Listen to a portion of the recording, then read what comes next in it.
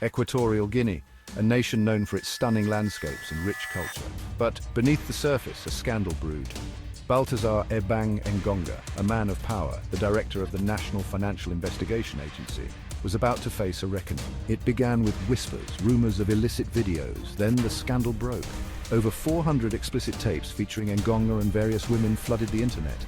The nation watched in disbelief. This wasn't just infidelity, it was a blatant abuse of power.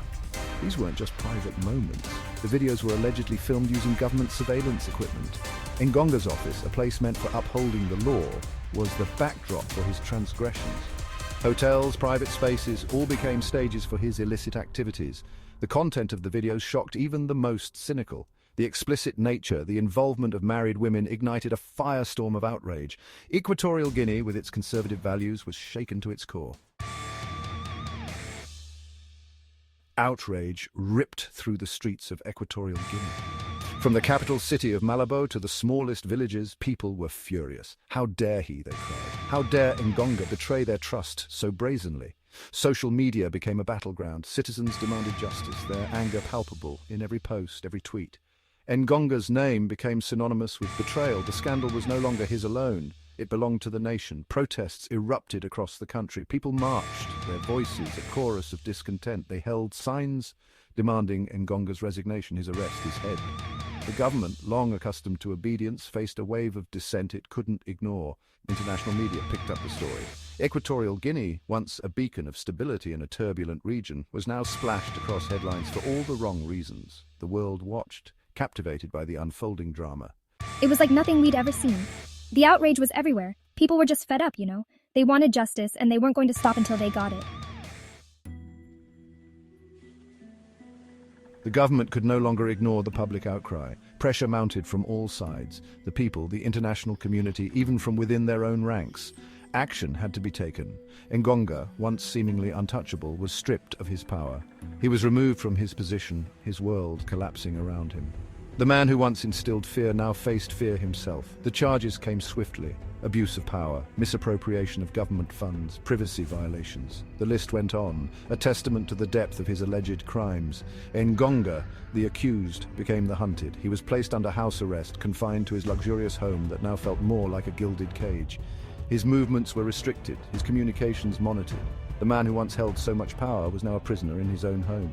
This was unprecedented.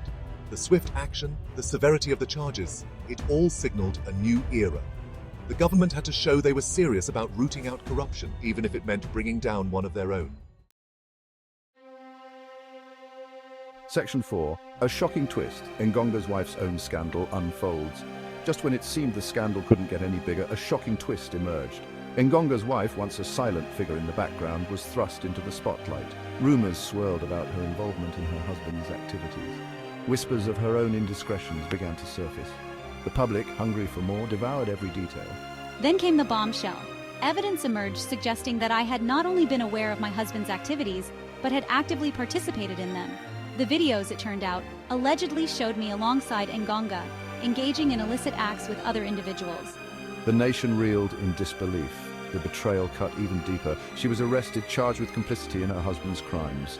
The once powerful couple, now united in disgrace, faced the full force of the law together. Section 5. The Unraveling, a crisis of faith in Equatorial Guinea's leadership. The Ngonga scandal was more than just a salacious tale of sex and betrayal. It struck at the heart of Equatorial Guinea, shaking the very foundations of the nation. Trust in the government, already fragile, eroded further. Citizens, long accustomed to turning a blind eye to corruption, were now wide awake. The veil had been lifted, revealing the rot beneath the surface. The international community watched with a mix of fascination and concern. Equatorial Guinea, once a reliable partner, was now seen as a nation teetering on the brink.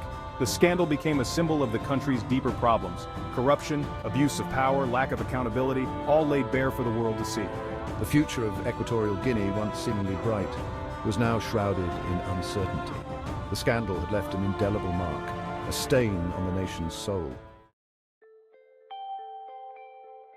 Section 6. A call for change demanding accountability and transparency. In the aftermath of the Ngonga scandal, a new spirit emerged in Equatorial Guinea, a spirit of defiance, A refusal to accept the status quo. Citizens, emboldened by the scandal, began to demand more from their leaders. They wanted accountability, they wanted transparency, they wanted an end to the culture of impunity that had allowed corruption to flourish for so long. Protests continued, calling for reforms, demanding change. Social media buzzed with calls for a new era of governance, one marked by integrity and a commitment to the people. The government, facing unprecedented pressure, promised to act. They vowed to investigate the scandal thoroughly, to hold those responsible accountable, and to implement reforms to prevent such abuses from happening again. Whether these promises would be kept remained to be seen, but one thing was clear: the Ngonga scandal had awakened something in Equatorial Guinea, a desire for a better future, a future free from the shackles of corruption and abuse. The fight for that future had just begun.